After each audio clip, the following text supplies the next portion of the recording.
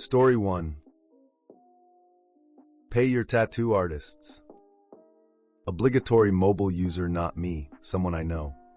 This happened when I was young, heard it secondhand from my grandmother, who the main character of the cast lived with at the time. My uncle's ex-girlfriend was an all-around horrible person. Abusive babysitter, got my uncle into bad crowds and legal trouble, and dabbled in so many substances from A to Z. She was also heavily tatted. There was an artist, the star of the story, who was a family friend. Great dude, insane work. She asks him to do a piece for her. Huge, intricate angel wings, oh the irony, across her back. He agrees. It takes several sessions across weeks. She repeatedly has to postpone payment, but he's chill, family friend, yada yada, until it comes to the last session when it slips that she still doesn't have the money and more importantly, won't have the money. Like ever. Now, the pro-revenge. No collection agency, no refusal to continue. He smiles, waves it off, says he'll finish up. No charge, it's going to be a great piece. Legendary. One for the history books, he guarantees. She's stoked. So right between those gorgeous wings, right up her spine, this idiot now has a massive veiny male appendage proudly standing at attention up her spine. She saw it in the mirror when he finished and she was livid. But hey, what's she going to do? She didn't pay him and wasn't going to pay him and expected hours and hours of work. You give a lot of trust to someone when they take a needle to your skin to lay down something permanent. Don't stiff your artists. Wow, okay guys, let's break this one down. First off, this story is just wild from start to finish. So we have this uncle's ex-girlfriend who's basically the definition of trouble. I mean, she's pulling this guy into legal issues, is awful as a babysitter, and is into a whole lot of substances. Not exactly the kind of person you'd call a stable influence. And then we meet the artist, who seems like a decent guy and a family friend. He agrees to do these intricate angel wings for her, which, I agree with the storyteller, is quite ironic given her personality. It's clear he's talented and patient, especially since he keeps rescheduling and continues working without immediate payment. Now here's the kicker. When it comes clear she's never going to pay up, he doesn't freak out or get aggressive. Instead, he plays it cool and promises to finish the masterpiece. But instead of completing her angel wings, he adds a, let's say, very unexpected and inappropriate element right between them. I mean, imagine the look on her face when she finally sees it in the mirror. Priceless. This story really drives home the point. Don't mess with your artists. Give them the respect and compensation they deserve, or you might end up with something a bit more permanent than you bargained for. What do you guys think? Was the artist's response justified or too extreme? Let me know in the comments. Story 2. Park your car in a danger zone. Good luck to find it back. Compulsory, not US, not English speaker, not my story. 90s. Edit for typo. This is the story of Mike. Mike managed the warehouse of a hospital. Said hospital was built in the 50s in the center of the town. The stadium is on one side, the justice hall in another, and schools on a third side. There is also a caserne and 2 other medical buildings around. So the streets are crowded with cars searching for a parking. One day, when opening the gate of the landing dock, Mike noticed a little car parked in the hospital internal court near the 2000L liquid oxygen tank. That model of tank.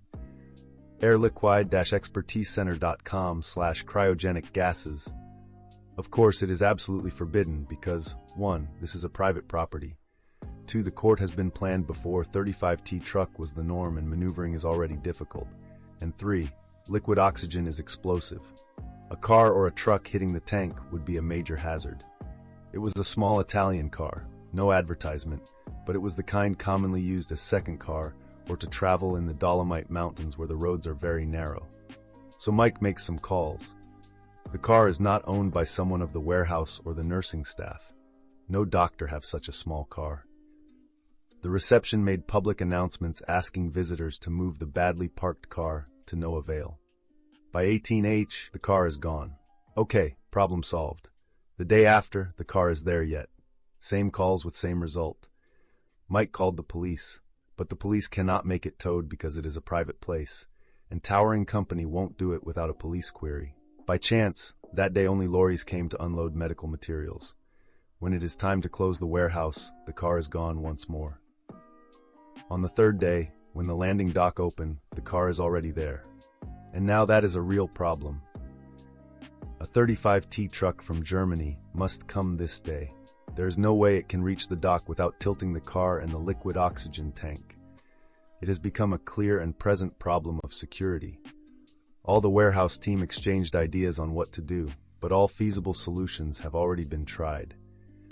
It is when someone from maintenance team passed on a forklift with a pallet of plaster bags. It struck everybody at the same time. There is no way the Italian car could weigh more than 1 ton of plaster. So Mike, go see the forklift driver while the team search for a wood pallet. Slowly, with many precautions, the forklift slided the pallet under the car, lifted the hole, and dropped the car off the nearby street. In the first 10 minutes, the police is warned that a car is parked in the middle of the street blocking the traffic. The said car is towed away in less than a half hour. The truck had no problem maneuvering. 2 days later, rumors ran the hospital. It was the car of the director's wife. She worked in a medical building some streets away. While everybody found that Mike made a good move, they wait to see what will follow. It is now a global problem of management. Mike is called to the direction. As soon as he passed the door, he started to explain, "Yes, I know it is your wife's car." But the director went, "What? No. I called you for an entirely other matter. I warned my wife several times.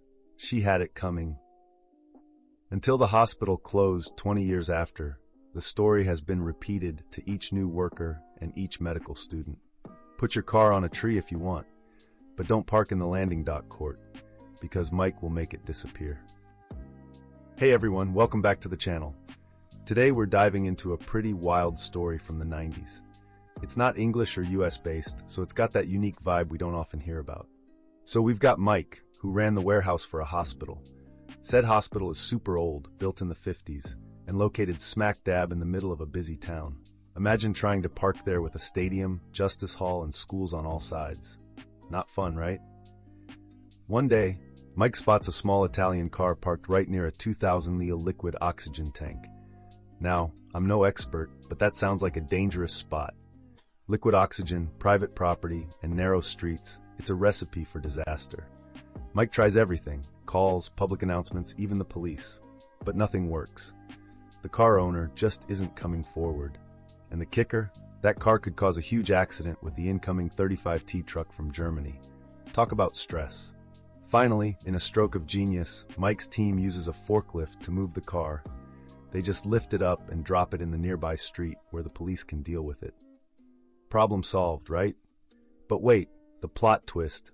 It turns out the car belongs to the director's wife. You'd think Mike would get in serious trouble, but nope. The director is actually kind of chill about it. He even calls his wife a not-so-nice word, so you know he's not mad at Mike. For years, this story was told and retold at the hospital. It's basically legend now. Moral of the story? Don't mess with Mike. He'll make your car disappear. What do you think about Mike's quick thinking? Ever had a sticky situation like this at work? Let me know in the comments. Alright, see you guys in the next video. Don't forget to like and subscribe. Peace. Story 3. Topsy-turvy. Reposting my story originally submitted to r/suddenly sugar daddy, I started dating a girl about 7 years ago. When we met, she was getting up on her feet and trying to find her way in life. I let my imagination take over and started envisioning her potential and what kind of life we would have together. I had never had the feeling of disarmed, punch-drunk love that I had for her, and that probably clouded my judgment. Throughout our time together, she would reach out and ask for money for things, repairing a car, paying a bill, etc. We were getting closer the longer we dated, and I would always help her, assuming that I was making an investment in both of our lives by helping her through a period of instability. In all, I probably gave her about $15. After about 4 years of this, I finally popped the question. She accepted and we were married after a brief engagement. About 6 months into our marriage, she told me she had been having car trouble and needed about $2,000 for the repair. This struck me as a bit odd. By that time, I was more than familiar with her vehicle and knew her explanation for what the issue was didn't make sense. One evening after she went to sleep, I went and had a look at the part of the car she had said was faulty. No issue. This set off alarms. I grabbed her phone and, on a hunch, typed in the amount she had asked for, and it returned a text message with a guy she had previously dated. Apparently he had reached out and asked for help repairing his car, and lo and behold, he had asked for the same amount she had requested from me. My stomach turned as the thought entered my mind that maybe I had subsidized other of this guy's expenses across the time I had dated my wife. As I read through the messages further, I realized that this guy was the Lester Diamond to my Sam Rothstein, and I had been played like a fool. Look up that reference if you're not familiar. I had spent my entire relationship as a proxy sugar daddy. I thought on this for a few weeks and tried to figure out what to do next. These sacrifices were not insignificant to me. I had been working as a surgical resident for much of our courtship, making very little money, and working long hours to form a strong, solid foundation for our future. This was devastating, and I realized that I couldn't reconcile the situation. Once I had cooled down, I waited for an evening my wife went to bed early, and I got into her phone. I caught up on the most recent messages she and her paramour had sent one another. Then I initiated a conversation with him. I posed as her and told him she had been drinking, she is a recovering alcoholic, and that she needed to get some things off her chest. I didn't go overboard, but I did send messages to the effect that she was not over him and that her affections had grown since marrying me. I all but teed him up to move in for a relationship with her. I then abruptly ended the chat and asked that we not talk about the conversation again in order to avoid furthering her relapse, but that we both keep in mind what we had spoken about and see if we could make a life together work. I then deleted the texts from her phone and hoped the two would proceed forward together. They did. I kept an eye on the texts for the next few months and progressively saw things heat up between them until it looked like she was committed to leaving me. We didn't have many assets together at the time, as I was still finishing a surgical residency, so I knew the divorce would be quick and painless, and that we would go our separate ways, and she would start a new life with the guy whose underachievements I had been funding. So I filed for divorce and had her serve papers. I was generous with the $10 in assets between us in order to make the split as quick as possible, and went on our ways to begin life anew. And you'd think that is the end of the story, right? Oh no, friend. You see, Mama didn't raise a cuck. In our state, not only are assets separated upon marital severance, but so are debts. And medical school is fucking expensive. Really expensive. $250,000 expensive. So, the bitch ended up with a parting gift of about $125,000 of my student loans. And guess who she shotgun married 2 months after our divorce? Fortunately for her, she'll only have to pay half of that amount, because if history does indeed repeat itself, he'll be paying the other half once their marriage ends as well. It was all I could do to not send them a piggy bank as a wedding gift. Best $15K I ever spent. Wow, okay, there's a lot to unpack here, folks. First off, what a roller coaster of a story. This guy starts off being generous and supportive, coming from a place of genuine love and care. He's working hard, trying to build a future, and all the while thinking his contributions are helping them as a couple. But then things start to get fishy, especially when he catches a lie about the car repairs. That's when the story took a serious turn. Can you imagine discovering that the person you've invested so much in has been funneling money to an ex? That just makes your stomach drop. The way he handled the situation is both cunning and kind of satisfying though, right? Instead of a confrontation, he set things up to reveal her true intentions. And it worked. She drifted towards the guy she had been secretly helping all along. It's almost poetic how he orchestrated their interactions without her knowing. The kicker, though, is the student loan part. In their state, debts are split during a divorce, so she ended up with a chunk of medical school debt. A final twist that's pretty intense. Imagine thinking you're getting away with something only to be hit with a massive financial burden. It's a plot twist worthy of a movie. What do you guys think about his approach? Do you think it was too sneaky or just the right move? Drop your thoughts in the comments below.